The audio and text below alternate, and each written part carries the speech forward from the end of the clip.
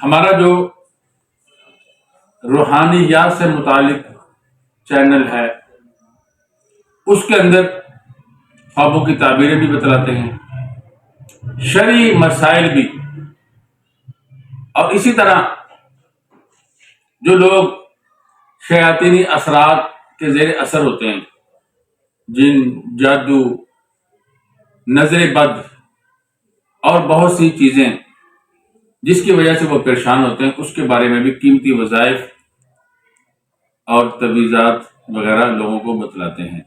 اسی حوالے سے کسی ساتھی نے سوال کیا ہے۔ سوال یہ کیا ہے کہ جب آپ یہ کہتے ہو، علماء یہ فرماتے ہیں اور احادیث میں بھی یہ آتا ہے کہ انسانوں کے پیدا ہونے سے 50,000 سال پہلے سب کچھ لکھا جا چکا ہے، جسے عام سادہ زبان میں تقدیر کہتے ہیں، اور کہتے ہیں کہ تقدیر پر ایمان کے بغیر گزارا، اچھا برا ہر چیز لکھی جا چکی، جس کو تقدیر کہتے ہیں۔ پھر ہم تو بے بس ہو گئے، پھر جنت اور جہنم کا کیا معنی؟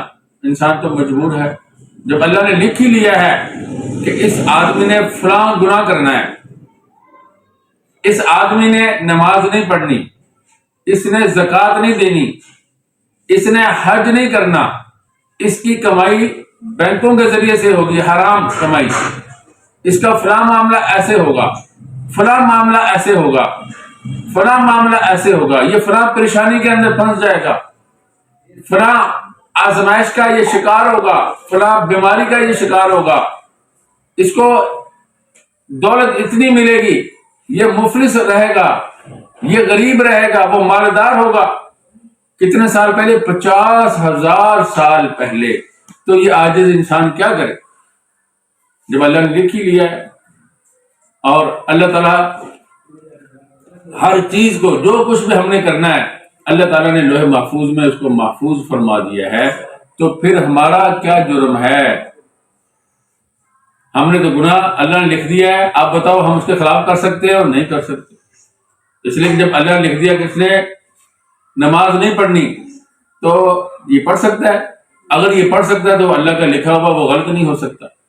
اس لیے فرماتے ہیں یہ تو بہت سخت آزمائش ہے، سخت معاملہ ہے، جنت جہنم کچھ بھی جب یہ عقیدہ ہے تو پھر یہ کس طرح، اس کا کیا معنی بنتا ہے، کیا مطلب بنتا ہے؟ تو سوال تو بہت سخت کیا ہے، بہت وہ سوال ہے جس نے بہت سے لوگوں کو الجھن میں ڈالا ہوا ہے۔ اور تقدیر کے مسائل میں زیادہ انسان کو غور و خوض نہیں کرنا چاہیے۔ تقدیر کے مسائل میں انسان کو زیادہ دلچسپی لینا اور ان کو کریدنا یہ انسان کے لیے مناسب نہیں ہے۔ اس کا آسان جواب دوں گا۔ ایک کاریگر ہے، وہ کہتا ہے یہ بجلی کی تاریں ہیں، اگر کوئی بچہ ان کو ہاتھ لگائے گا وہ مارا جائے گا، اور یہ دوسری تاریں ہیں، اگر آپ ان کو ہاتھ لگاؤ گے، ان کے ساتھ آپ معاملہ کرو گے، ان کو استعمال کرو گے، تو آپ دوسرے ملکوں سے رابطہ بھی کر سکتے ہیں، گفتگو بھی کر سکتے ہیں، کچھ خط و کتابت، کچھ چیزیں بھیجنی ہے بھیج بھی سکتے ہیں، وہاں سے کوئی کتابیں منگوانی ہے تو منگوا بھی، یعنی وہ انٹرنیٹ کی تاریں ہیں، کاروبار بھی کر سکتے ہو، بہت فائدہ بتا رہا ہے۔ اور ادھر ہاتھ لگایا تو مارے جاؤ گے۔ اور وہ پہلے بتا دیتا ہے کہ یہ جو لوگ ہیں یہ ان تاروں کو ہاتھ لگائیں گے جو بجلی والی ہیں، اور یہ مارے جائیں گے۔ وہ کون ہوتے ہیں؟ بیوقوف لوگ ہوتے ہیں، بچے ہوتے ہیں، ان کی چمک دمک دیکھ کے، اور یہ نیٹ کی کالی تاریں دیکھ کے اس طرف نہیں جائیں گے۔ وہ صرف بتا دیا تو کیا مجبور ہو گئے؟ وَهَدَيْنَاهُ النَّجْدَيْنِ فَلَاقْتَحَمَ الْعَقَبَةَ۔ اللہ فرماتے ہیں ہم نے دونوں راستے دکھا دیے ہیں، یہ اچھے راستے کی طرف کیوں نہیں آتا؟ اگر کوئی نماز پڑھنا چاہے، کبھی دیکھا ہے اس کو کسی نے پکڑ لیا ہو؟ اللہ نے شیطان سے طاقت چھین لی ہے کہ پکڑ نہیں سکتا، وسوسے ڈال سکتا ہے، خیالات ڈال سکتا ہے، انسان کی خواہشات کو برانگیختہ کر کے انسان کو دنیا کے کاموں میں تو پھنسا سکتا ہے، مگر ہاتھ سے پکڑ کے نہیں روک سکتا۔ اگر نماز پڑھنے گیا تو کسی نے روکا نہیں، اور گھر میں بیٹھا ہے اور بیٹر ہے، کوئی کھینچ کے لے کے آتا ہے کہ نماز پڑھو؟ نہ ادھر مجبور کیا ہے نہ ادھر مجبور کیا ہے۔ تو یہ تو ہم سب کا مشاہدہ ہے کہ ہم اپنی زندگی میں، اپنے معاملات میں، اپنے فیصلوں میں مجبور نہیں ہیں۔ چاہے بہت سے لوگ ہوتے ہیں ان کے پاس حرام مال آ جاتا ہے، بہت 100 روپے بھی نہیں چھوڑتے۔ میرا بیلنس غلطی سے 100 روپے کسی کو چلا گیا، اس کو میں نے بتلایا، اس نے نہیں دیا، واپس ہی نہیں دیا۔ میں بڑا حیران تھا کہ 100 روپے پر صرف اپنا ایمان خراب کر دیا۔ تو لوگ 100 روپے، جس نے اپنا ایمان خراب کرنا ہے وہ 100 روپے پہ خراب کر دیتا ہے۔ اور اس جہان میں ایسے لوگ آپ کو ملیں گے، کروڑوں روپے، اربوں روپے یوں کر کے وہ جس کا حق ہوتا ہے اس کو دے دیتے ہیں، یوں کر کے ذرا بھی نہیں غور کرتے کہ اس سے ہم اپنی زندگی کو بہت زیادہ سنوار سکتے ہیں، ایسے کر کے دے دیتے ہیں۔ تو اس لیے یہ تو آپ کا بھی مشاہدہ ہے، ہمارا بھی مشاہدہ ہے، ہم اس دنیا میں جو کام کر رہے ہیں وہ اپنے اختیار سے کرتے ہیں۔ اللہ تعالیٰ نے بھی قرآن کریم میں بھی فرمایا، من شاء، جو چاہے ایمان لائے، جو چاہے کفر کرے۔ اللہ نے دونوں طرف اختیار دے دیا ہے، اور اللہ نے ایمانیات کو واضح کر دیا، کفریات کو بھی واضح کر دیا۔ قد تبین الرشد من الغی، ہدایت تاریکی سے، ظلم سے، کفر سے بالکل واضح ہو چکی ہے، اور اس کی حفاظت واضح ہو چکی ہے۔ تو اللہ تعالیٰ نے بھی اختیار دے دیا، ہم بھی دیکھ رہے ہیں اور انہوں نے بھی اختیار دے دیا۔ اب یہ جو ہمارے ذہنوں میں ایک تقدیر کا عقیدہ جو ہے وہ پھنسا ہوا ہے، اس کو سمجھنے کی ضرورت ہے۔ عملی طور پر تو ہم مان گئے، قرآن کریم کی ہدایات بھی ہم نے دیکھ لی کہ اللہ فرماتے ہیں ہم نے دونوں اختیار دے دیے ہیں، ٹھیک ہے۔ اور اللہ نے انبیاء علی نبی جینا و علیہ السلام کو بھیجا کس لیے ہے؟ اس لیے بھیجا کہ اللہ تعالیٰ نے دونوں اختیارات دیے ہیں، انبیاء لوگوں کو سمجھاتے ہیں۔ وما علینا الا البلاغ، انبیاء کہتے ہیں ہمارے تمہیں پہنچانا ہے، ٹھیک ہے۔ اور اللہ نے سب کو اختیار دے رکھا ہے، سب سمجھتے ہیں اس بات کو۔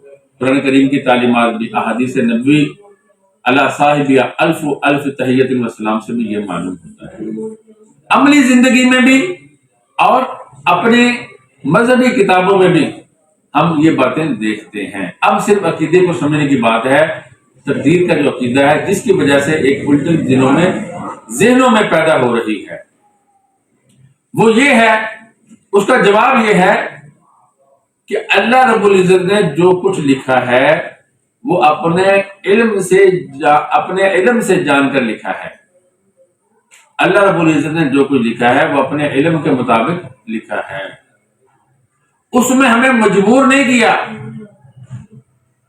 اللہ رب العزت کا علم چونکہ قطعی ہے، اس نے جان لیا کہ یہ آدمی دنیا میں جا کر کیا کیا کرے گا، اللہ نے اسی کو لکھ لیا۔ اور